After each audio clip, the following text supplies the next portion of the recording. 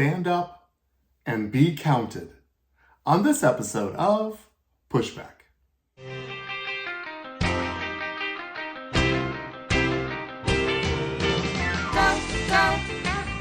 Go, Jonny, go, go. Go, Jonny, go, go. Go, Jonny, go, go. If you're concerned about the direction our culture is heading, then maybe it's time to push back. Hello, everyone. I'm Dr. Jonny, and this is another episode of Pushback. Kind of a short turnaround because I was so late on last week's podcast, but I'm coming to you right away again, kind of finishing up my political dissertation in regards to culture and our children. I've been doing a series of hopefully coherent messages regarding our children and how our culture is affecting our children. It's sort of subtitled, "We're Killing Our Kids." And I know that's kind of a heavy, dark title. However, I want to get the attention of you, my listeners, and hopefully stir you up enough that you'd be willing to share this with others, because I believe it's critical. And I believe that it's a universal language, whether you are right or left, liberal, conservative, man or woman. We care about our children. And I believe that we all want our children to succeed and to live in a culture that creates health for them. And I'm very concerned about our culture in regards to our children. It's getting worse, not better. And I believe that this world and this worldly culture has had a 50 to 60 year petri dish where they've been able to experiment with sort of this free love, free to be you and me, do whatever feels good philosophy, an extreme progressive ideology. And my question is, how's that working out for us? I feel like you've had your chance and it hasn't worked well, and you've experimented on our children, and the result has been dysfunction, pain, depression, anxiety, even suicidality. And this is becoming an epidemic proportions, and we need somebody like me to be a voice, to stand up and say enough is enough. This isn't healthy. This isn't what any of us want. So what is the answer? Well, I believe we have the answer. And the answer are his ways. The Bible talks about his ways are higher than our ways. What that means is it's superior, it's better, we can bank on it. When we look into the ways of the Bible and the way that he teaches us and the way that we are to live, it is the superior way. Now, you may say that's too dogmatic. You may say that's too controlling, in your face, that you have to do it my way. No, you don't have to do anything. But there is a way that a loving father teaches and instructs his children, because he loves them and he cares for them and doesn't want them to become sick, ill, unhealthy. He doesn't want that. Why would a good father ever do that? Well, we have a good father, a good heavenly father that cares for us. And so he teaches us his ways, not to control us, not to put us under his thumb. He's not that kind of God. He's not that kind of father. He does it because he loves us. And he has compassion for us, and he shows us how to live and trains us how to live. He even trains us how to think and how to feel, so that we live a healthy, productive life here on this earth, and that we transmit it generationally, which is the word culture, the sum total ways of living passed down from generation to generation.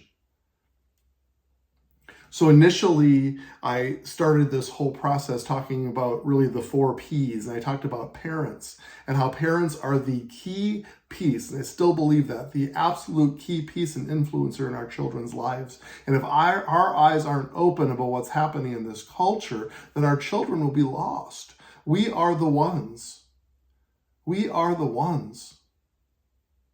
Then I talked about what I called pseudoscience or pseudo-education, where our educational system influences our children, and we lean on scientists to show us and to reveal and unveil this world that the Father created for us. But because there's been such a connection to the political realm and to funding, the scientific community and the educational community has not been able to move in God's ways, but they have been limited and restricted from anything that has to do with God and his ways, and have actually perpetuated a pseudo-education, a pseudoscience. It's not real. It's not based on education or science. And our children are inundated with this, and it's become an indoctrination of our children. And so we have to have our minds and our eyes open to what is happening into this world, because if we send our children to public school, they will be indoctrinated by pseudo-education and pseudoscience. It's not real.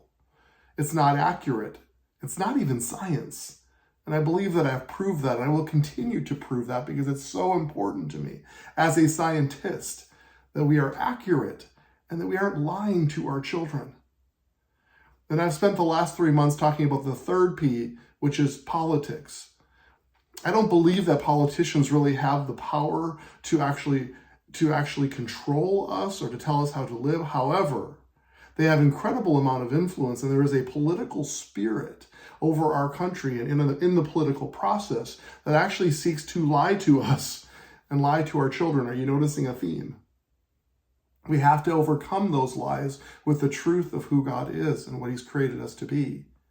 And this political realm is looking for two things: power and control.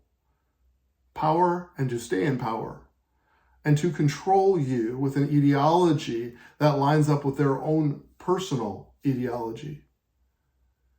And that is dangerous if we just simply say, Christians aren't supposed to get into the political realm.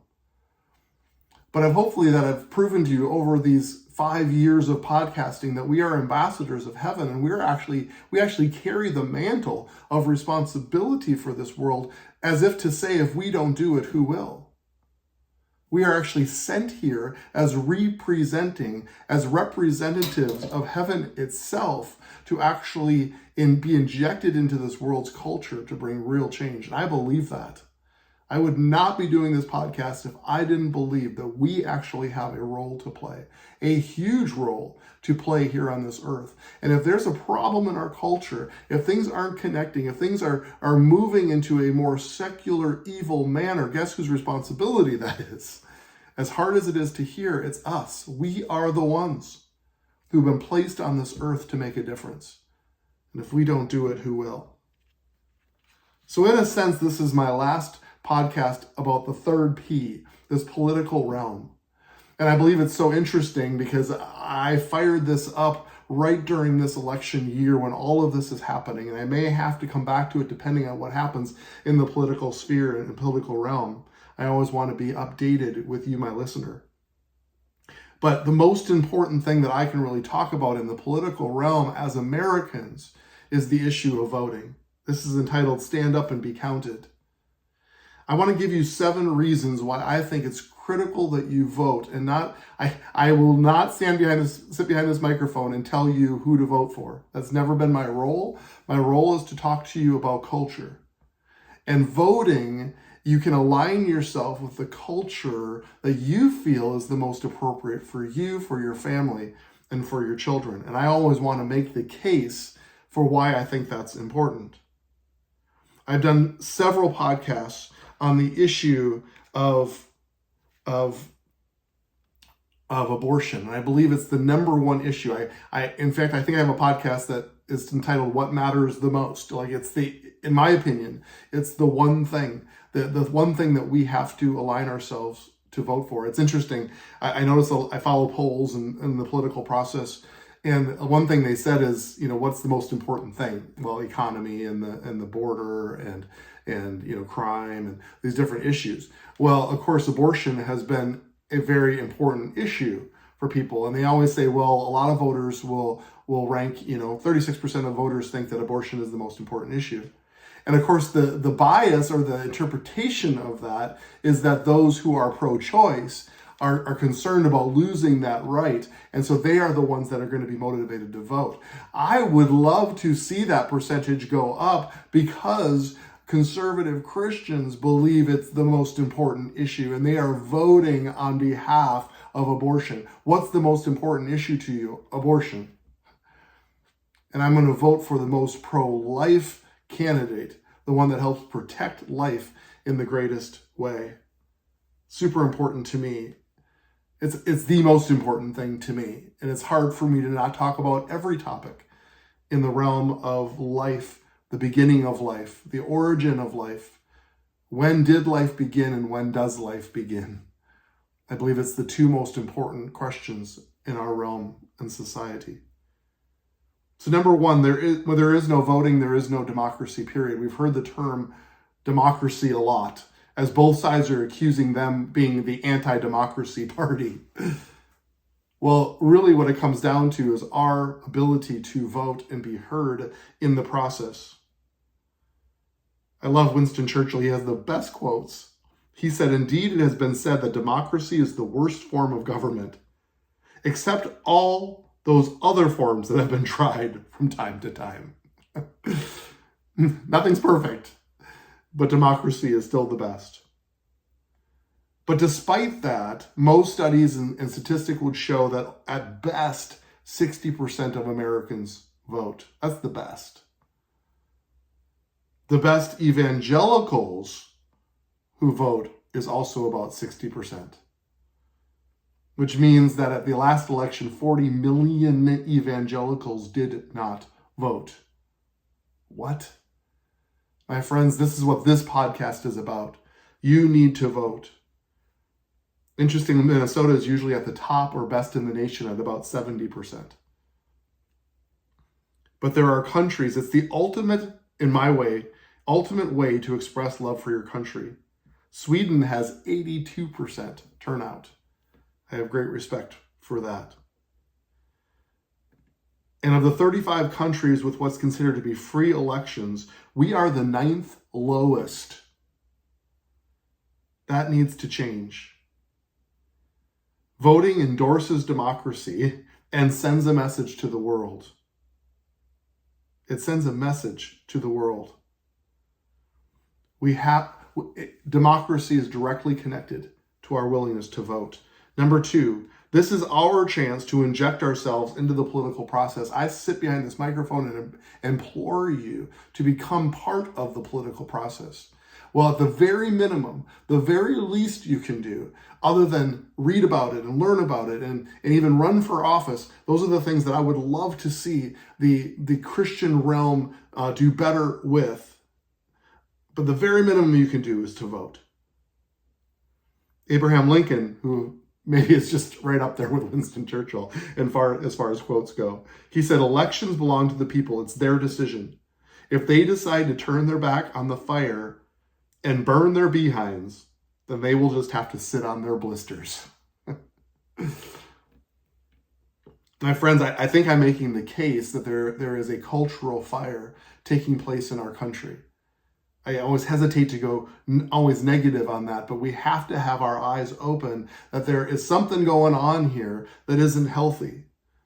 And if we just simply decide it's not our problem, we will not vote, we will not enter into the political realm because Christians don't do that, then we are literally turning our back on the fire and you'll have to sit on your blisters. Abraham Lincoln is completely right. It's our opportunity to respond to the fire. And everybody gets an equal say, assuming that you vote. Voting equalizes the poor and the rich, the smart and the stupid, the liberal and the conservative, the hillbilly and the penthouse elite, even Vikings and Packer fans. They all get one vote. It's critical that we use it. I've written this down before. I believe that cheating, stuffing the ballot box, harvesting ballots is actually one of the greatest forms of bigotry. It's saying my vote is more valuable than yours, and I should have greater representation than you. Number three, real quickly, we cannot forget that many have died to give us the right to vote. Our founding fathers created something that was otherworldly. It was so beautiful and powerful with Holy Spirit insight. And they believed in the peaceful transfer of power and the healthy battle of ideas where we get to have a say in what we believe and the free speech to say it. We cannot let one soldier's death go in vain by refusing the right that it gave us. Number 4, every vote matters. Let me talk about simple math. I talk about this to our children all the time. Not voting is like voting for your opponent. Because we have a representative government, every vote matters, whether you vote or not vote. But when you don't vote, you're actually voting for the opponent. Let me explain. Let's say you have 2 candidates, and the candidate that you disagree with is up by 1 vote. If you vote and make your stand and vote for the candidate that you do agree with, it's a tie. If you don't vote, the candidate you disagree with wins by 1 vote. It's simple math. You don't vote, it's a vote for your opponent. The higher the turnout makes our democracy more representative. And this is super important to me because I hear this so often, even in response to my podcast. You're not just voting for a president on a ballot or a candidate on a ballot. You're voting about the issues that they represent. And I don't believe there's been more of a dichotomy of issues than in this election cycle. So what about abortion? What about race, violence, borders? What do you care about? What do you believe in? It's more than just a personality of a candidate. It's about a policy that they represent. If you're looking to change a narrative, then you have to vote and send a message. There's a message that is sent every time there's an election. I always chuckle a little bit when you hear the pundits and the talking heads after somebody loses. There's always a loser in an election. And every time that happens, they believe the sky is falling, that something has to change. They need to shift. They need to do something different. It's because they're listening to the outcome of the election. Politicians crunch numbers big time. And they often align their platform to the electorate. As sad as that is, you think they would just have a stand on what they believe is true. But it's usually actually not always the case. They usually align themselves with the electorate. Look at Hillary Clinton. Just look at her life. When she was in Arkansas, they were both pro-life because that's what the Arkansonians believed. As they progressed, moved to New York, ran for higher office, guess what? That stand eroded because they tried to align themselves with their electorate. Now Hillary Clinton is one of the most liberal pro-choice candidates there could ever be.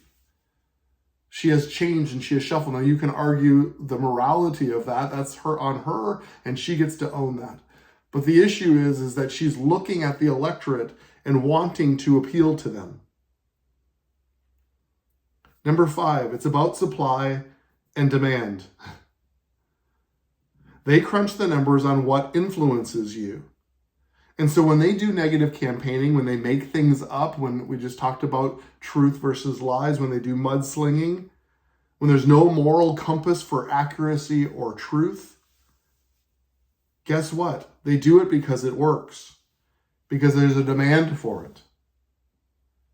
If we stand on this place that we won't accept something without proof, when we change the culture, when we don't repeat the mudslinging ourselves, even on our own zealousness, when we actually take a stand against bearing false witness, we actually shift and change the culture.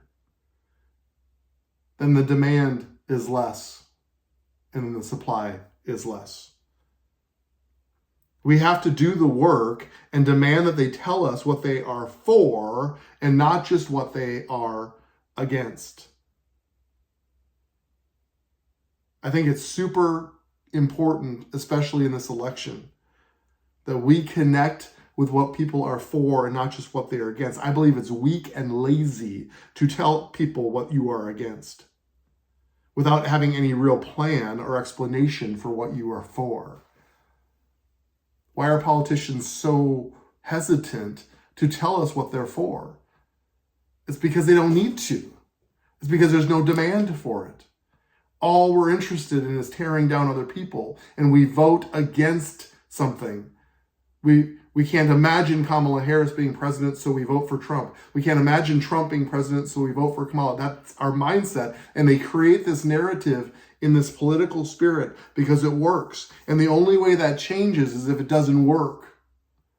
And we actually demand policy, positions, and information that are true, accurate, so that we know what we're voting for and not just what we're voting against. See, families set the culture. If you don't do the work or become involved, nobody will listen to you. If you do the work and you become involved, then people will listen, and it's called influence. And that's what we are after. That's what we're after. Number 6, I alluded to this before. Policy over person. Both the candidates running for president, you could argue, are flawed personalities. Aren't we all? Really, when we boils down to it. But if we're voting for dictators, then yes, personality matters. Who's going to rule over us? But we're not voting for that. We're voting for a policy. We're voting for the policies that the parties represent in this situation. And the beauty of that is that our system has checks and balances.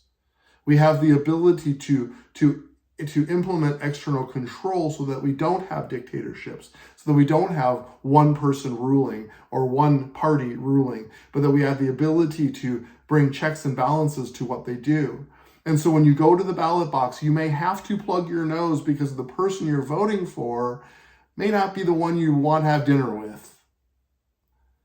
But it's the policies they represent.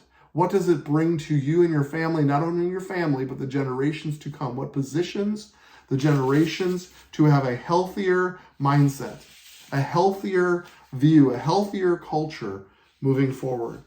Remember, policy over person. It's so important that we vote so that we can protect the unborn. It's so important that we vote so that our border can be secure. Vote for those things, even if the person isn't a perfect person. And number 7, and this is what we've been talking about for now 9 months, vote for your children. We have to think generationally. My friends, this is so critical. I want you to go to the polling booth. I want you to look at the ballot, and I want you to think about your children. What are we positioning them for? What does this candidate represent for my children? Not just about your pocketbook, not just about inflation, not just about the price of bacon, not just about the gallon of gas that goes in your car. There are bigger things that are more important than even those things. Even those things matter, they do matter. But think about your children. Think about what you're leaving for them. Think about the culture that's created for them. Your vote influences that. Your vote matters on all aspects of culture. So go, vote. Vote policy, vote heaven, vote the things that God cares about. It's super critical. And what a great way for us together to set and shape the culture.